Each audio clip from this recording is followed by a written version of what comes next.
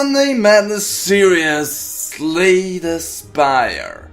It's a game a lot of other YouTubers play by now, or have been playing for a long time.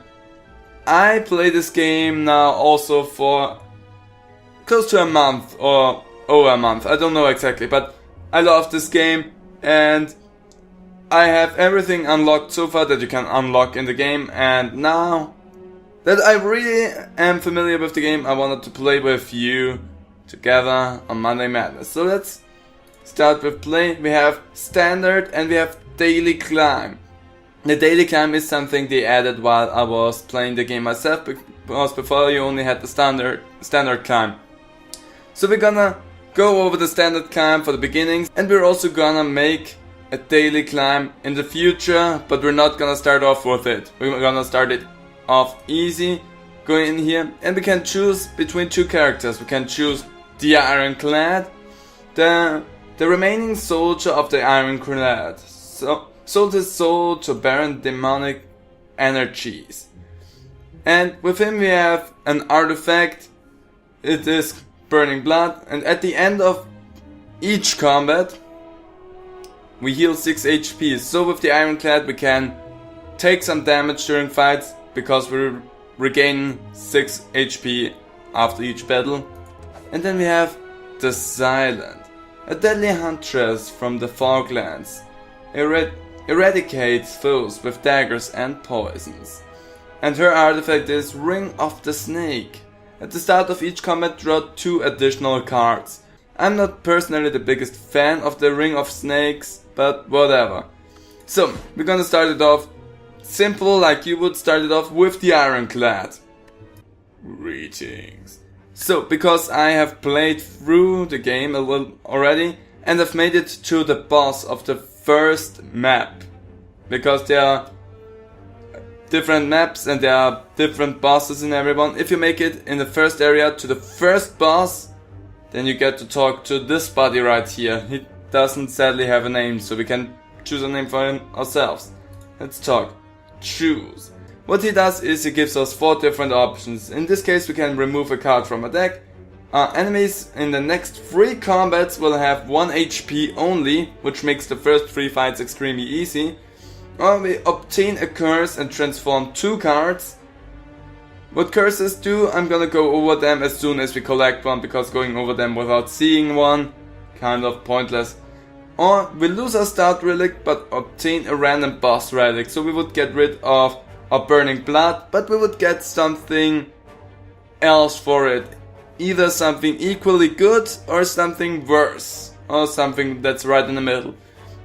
Let's take a look at the map really quick, because we have to map out our way that we want to go, and I like to go with the first enemies only have 3 HP. Let's start. Enemies in next combat only have 1 HP. Thank you. As I said, we're gonna start right here. So now we can start here with the game. It kinda has something magic-esque, but game-wise plays a little bit like the Battle Network series, where you have your different ships that have different abilities, but you don't have a default attack. So a bit like Sticker started that as well, but you shuffle your deck back into your discarded pile back into your deck. So a lot of that. We have strike cards that deal damage. We have defend cards that give us defense so that we can block incoming damage. We would block 5, he'd attack with 10, we would still take 5 damage, but we can kill him. I just wanted to show that off quickly. And after each battle we get loot. Let's see, what do I want to go for? Let's not start off by making one particular deck build. I want to make particular deck builds in the future, but for the time being, let's begin with, let's upgrade a card for us. Let's upgrade that, because damage and 7 block with 1 hit is a good card. In the future I will go over and make specific decks and want to make specific builds, but I think for the first episode what I'm gonna do is I'm gonna take nearly every card that I can get, as long as I don't feel like it's gonna hinder me in the long run. So here is the Perfect Strike, which is normally a really good card to take, because deals 6 damage and additional 2 damage for all of your cards that contain strike. So the more strike cards you have in your deck, the better it is, and it itself also counts as a strike card. So I'm gonna take it just to show off what it does. So the first run may not be the best run that I've ever made. Hey there, merchant. The merchants explain themselves rather easily. They have stuff that we can buy. We also can remove a card from a deck, so we can sell a card. Let's see, do you have anything? I could get Flex, what gives me 2 strength, but I lose the 2 strength at the end of the turn. I don't know if I wanna have Flex actually in this build. I feel like it would hinder me more than it would help me. But I'm gonna remove a card. And I'm gonna remove, may sound stupid, but I'm gonna remove Bash because I wanna keep my strike cards, since I have perfect strike, so that does not lose its strength. And that's it, because I wanna get rid of one attack card since I added perfect strike to my deck. Let's move on. Let's see, hi there buddy. I also just see that we've wasted all of Neo's Lamnet. So that means we now have to fight an elite without a boost here. Can be a little bit harsh, but whatever. I think I'm gonna go with Shrug It Off, because it will give us 8 defense, 8 block, not defense, and also let us draw 1 card. On the other side, I'm gonna upgrade my perfect strike. What we can do here, we just entered the campfire and I did not acknowledge that. In the campfire we can go to rest, where we heal a specific amount of HP, in our case 30% of our max HP, but we don't need that, our HP are full. Or we can go smith, and that lets us upgrade a card. We can choose what card, and we can only upgrade a card once. So I'm gonna go for perfect strike, we make it stronger. Instead of getting a +2 damage to all of our strike cards, we get a +3 damage. So that's great, so let's do that. Gives us more attack power, and we will need that for this year. So, what the elites are, okay, they are harmless. I thought we would have had a little bit more problem. I'm gonna drink my strength potion, so I have now +2 strength, and what this makes is I deal more damage. So 26 damage with that, goodbye. We took one of them out rather easily, we take 1 damage. But since we heal 6 damage at the end of the combat, I don't really care about that too much. But we get dazed. So those are annoying cards more than anything. Let's shrug it off so that we can deal a little bit more damage because we drew another strike. That's great. So let's wait. We should be able to see them rather soon. And those cards are a little bit annoying. I'm not the biggest fan of those cards because they can throw over your deck balance so much. So here we have a daze. It is unplayable. I can't do anything with it. But it has ethereal. What that means is, if I don't discard the card, so if it does not land in my discard pile, this card will just disappear. It will... I don't know what it's called right now. That's really dumb because normally I would know what it is. It will get exhausted, and exhausted means it gets removed from the play, as it just did exhausted cards. And therefore is no longer in the deck, so you kind of wanna make sure that those cards get out of your deck rather fast. So I can only block 5, but I can kill you, buddy. So, and we can exhaust another one of those daze cards. And they are really annoying, because if too many daze cards come in your deck, land in your deck, it can throw off your deck balance by a lot. And it is annoying, because then you're sitting here and waiting for your cards to come to you, and all you get is another daze card, and another daze card, and another daze card. So it can really throw off your deck balance, like it nearly did here for me, but good thing is that I have Iron Wave. So, what we get with Elite Fights is not only the same thing that we get with everyone else, but we also get relics. What they have here is the Art of War. If you do not play any attacks during your next turn, gain an extra energy next turn. I'm gonna take it. Not really what I'm going for build wise, but I'm still gonna do it. I could take another perfect strike, and I actually will take another perfect strike because they stack up, so we get even stronger now. Oh boy, I really hate those little critters. Okay. He gives me debuffs, so I'm not too happy about him, but I cannot kill him as well. Let's attack you anyway. I have 7 block, that's not enough to block everything. Still not enough to block everything, but again we re-heal 6 HP after each combat, so not that big a deal. Also should go over all of the separate icons that appear over their heads. What I will do now. So the shield, it means defensive, that means he's gonna block either for himself, for someone else as he did. So he's just gonna block. He is the shield guy, he's just gonna block. What he does, unknown. He is preparing something, that means. We don't know what he's gonna do, but it's probably not gonna be good for us. Then what we have here is strategic. He will attack us and also inflict a debuff to us like he did. And we are now weakened, so we deal 25% less damage for one turn. That's why I want to get rid of this guy as fast as possible. And with him, he is aggressive, he's a sneaky gremlin. And he intends to attack us. But what they do is also a little bit more annoying than just dealing damage to us, because they also get stronger the more we attack them. That was a dumb play here. Really could have used perfect strike. But if I attack him, he gets strength, and the more damage he will deal in the long run. Okay, he now says here it comes, so he's ready with charging up and preparing. So he's gonna unleash a hell of an attack right now, so I'm gonna do that. And gonna do that because I need to take him out now. Gonna take a little bit of damage again, but I don't care. We're still in the area where I can heal it, so no problem here.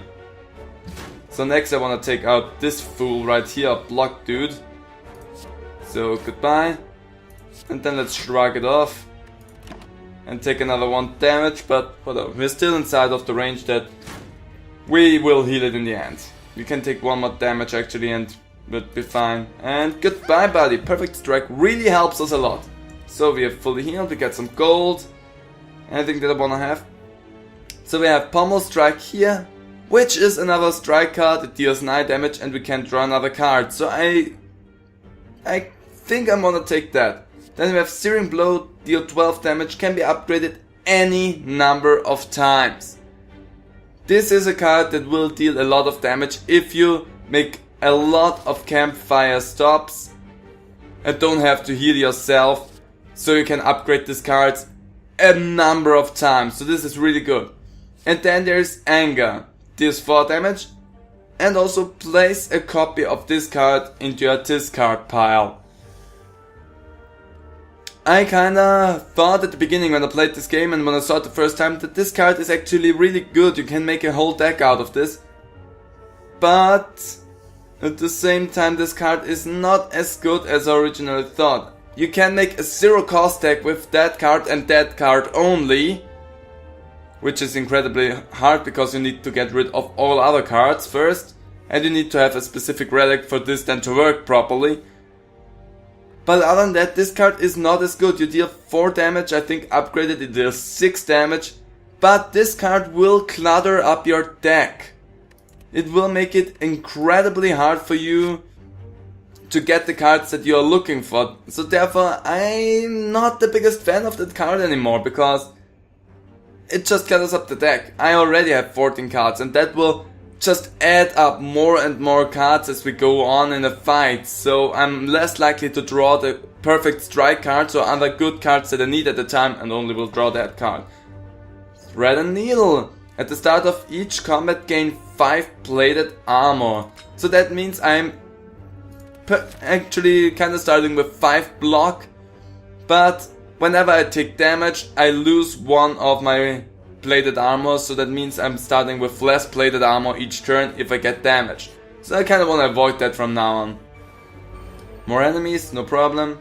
Let's see what they're gonna do. 11.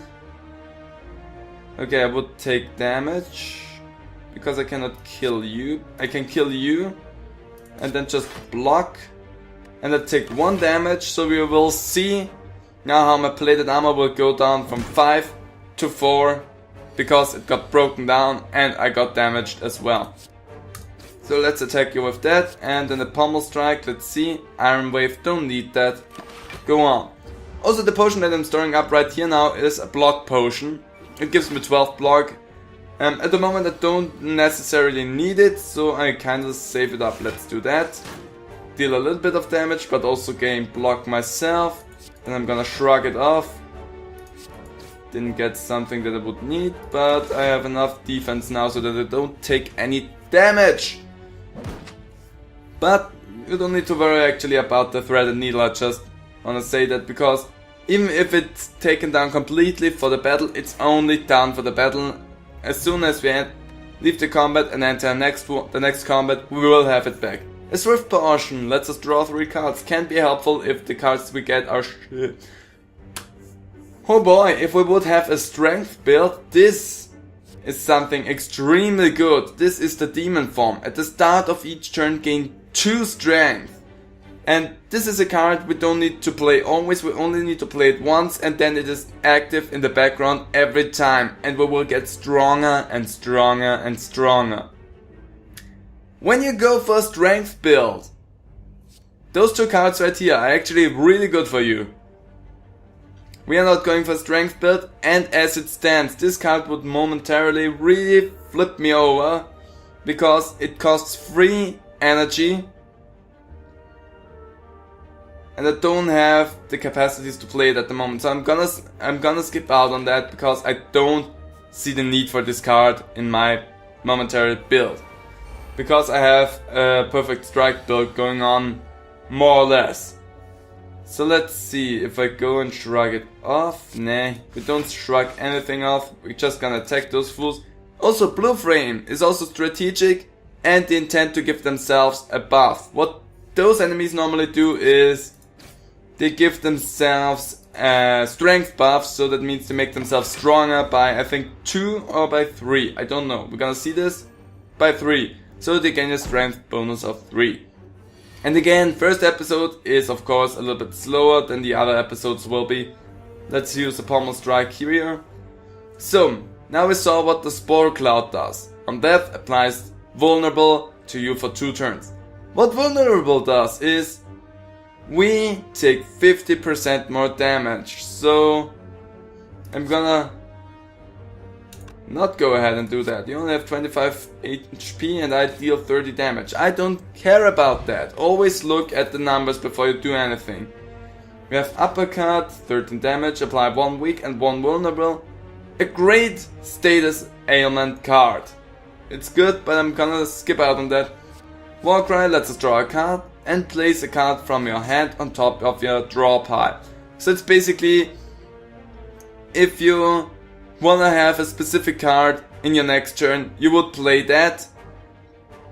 It's kinda like you don't have any energy left, but you can play Warcry because it's free. So you play Warcry to place a card that you really wanna play next turn up on your deck. So it has strategic to it, it's not a bad card, not necessarily fast. And then we have Infernal Blade. Add a random attack to your hand, it costs 0 this turn. And then we are basically stuck with that card. It is a nice idea to have this card. I'm not gonna take it now. We're gonna play a more chaotic round in the future where I'm gonna take each and every card so that I can show off everything. Nice, we got another treasure. But for this turn, the cards felt really good, so we're gonna do this. We got Giriam. You can now gain strength at rest sides 3 times maximum, so that means I can show that right here. If we now start to say lift, we will start battles with +1 strength. This is also a great relic to get if you have a strength build. For me at the moment, however, I'm more interested in upping my perfect strike because we just get stronger doing that already, so that's more helpful for us. A strange blue humanoid with a golden helmet approaches you with a huge smile. Hello, friend. I'm a cleric. Are you interested in my service? The creature shouts loudly. Okay, clerics, we can heal for 35 gold, 20 HP, don't need that. We can purify for 50 gold, remove a card from our deck. Let's take a quick look in our deck. I don't want to get rid of my strike cards. And as it stands, I also don't want to get rid of any of my defend cards. I have 5 block cards in total and 1 attack and block. So my deck, as it is at the moment, is actually perfect balanced the way it is. If I remove anything, my attacks will get too heavy and I don't get any block cards when I need them. And if I get rid of attack cards, I just lose out on the extra strength. So we don't need anything from you, so goodbye, my friend. You don't trust this cleric, so you leave. It's not like I don't trust him, I just don't need him. So we have one more campfire. And here we now could theoretically just sit down and gain strength. Or I'm gonna go and upgrade another card. What do I get from you? Deal 10 damage, draw 2 cards. For you, gain 11 block, still only draw 1 card. I don't need to draw extra cards, but gaining more block from that sounds intriguing to me, so I'm gonna do this. So we are now to our first boss, and also how this is gonna work, I'm gonna go through 1 floor each episode. We're gonna be a little bit more streamlined in the future. First episode, always kind of a mess, because I'm going over so many explanations as we move on. So this is a boss. As you can see, he has a lot of HP. It is the Hexa Ghost, and he's planning something. We don't know what he's planning at the moment, but we should be wary of what he plans. So let's not do that. I don't want to draw an extra card because it doesn't help us at the moment. So kind of a slow start to this battle. We could have drawn a lot better cards here, but whatever. So he will go and attack us 7 times for 6 damage. No, 7 damage 6 times, whatever. It's actually the same amount that comes out of this. So let's drink our block potion and use our block, so we not take all the front here. And I cannot use the perfect strike, which is annoying because that would have helped us a great deal. But we don't take all the damage that we would take there. And he also whittled down our plated armor quite a lot. Not nice. Let's deal some great damage there. 6 damage. I'm not too concerned, so I'm gonna attack you yet again. I'm taking the 4 damage that I take from that. So I'm not blocking it. And we get a burn card. We will see them in the future. I hate them so much. Let's do that. We gain block from that, so we have 8 block in total, taking 2 damage. That's totally fine with me. We don't wanna wait around too long with our build that we have, because we want more a damage dealing build. So the more damage we can actually throw in during the fights, the better we will do in the long run. I'm not gonna use my Swift Potion yet again, because it doesn't help me at the moment. Because if I would draw a perfect strike, I would not be able to do anything with it. There we go, the first burn card. Unplayable. At the end of your turn, take 2 damage. If I had means to discard this card, I would, but I don't. So therefore I will take the damage. So damn it, that's exactly what I didn't want to have to happen. Taking 2 damage. If we have a block, it will attack our block, but I was going full attack. Okay, he strengthened himself. He gained 12 block and 2 strength. Not so good. 14 damage. Let's shrug it off in the hope that we get a perfect strike so that we can break through his defense. Good, that worked out for me. And we also take a little bit of damage there again, but we should be fine. Let's make another perfect strike. 8 damage, 10 damage in total, don't care about that. We should be fine so far. we are in a much better position. He will deal a ton of damage now. So I need to use my block cards now and also use that right now in the hopes that I would not get all the burn cards. That's not good. That's actually really bad. That whittles down a lot of my defense. Ouch, that will hurt a bit. We should survive it, however. Okay, now we have Burn Plus, so they are upgraded. They will only upgrade once, so I don't need to worry too much about them getting stronger and stronger the longer he is alive. But it is still an annoying thing, so they now deal 4 damage. Not really something I wanna have. If I can get a perfect strike now, we are set. We get 2 perfect strikes. Perfect. So amazing, we've defeated our first boss. I'm also not too concerned about my health because after each act we will regain our full health. Get a lot of gold, we get another swift potion which did not help us this time, and we get to add a card. We got Offering, lose 4 HP but gain 2 energy and draw 3 cards. It exhausts. I don't know if I like the lose HP cards so much. Then we have Impervious, gain 30 block but it exhausts. But 30 block is great. Especially if you have something like Barricade, block no longer expires at the start of your turn. Those 2 cards together are great. And a perfect cards for a block deck. So if you wouldn't get them in one turn like I did, I would say go for them.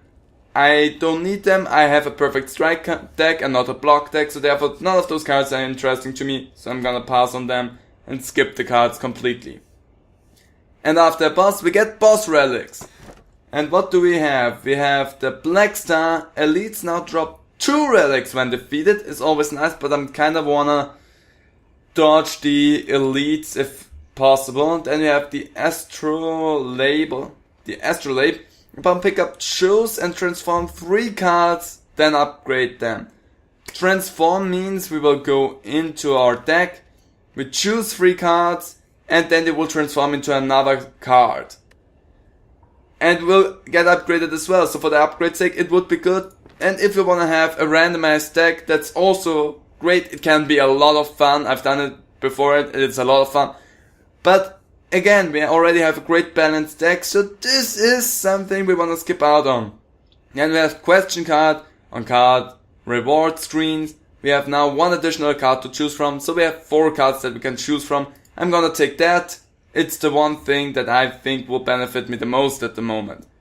So we will proceed to the second act. We are now in the city, and this is also where we're gonna leave it for the time being. We make 1 act per turn. We make 1 act per episode. If we get through it or not, depends on how we play. Let's see if we can make it through Act 2 as well. I have a rather good feeling. So, I'm gonna leave this episode right here. I hope you guys enjoyed it. If you did, how about leaving a comment down below? I really would appreciate that. And hope to see all of you to the next episode of Slay the Spire. So, bye!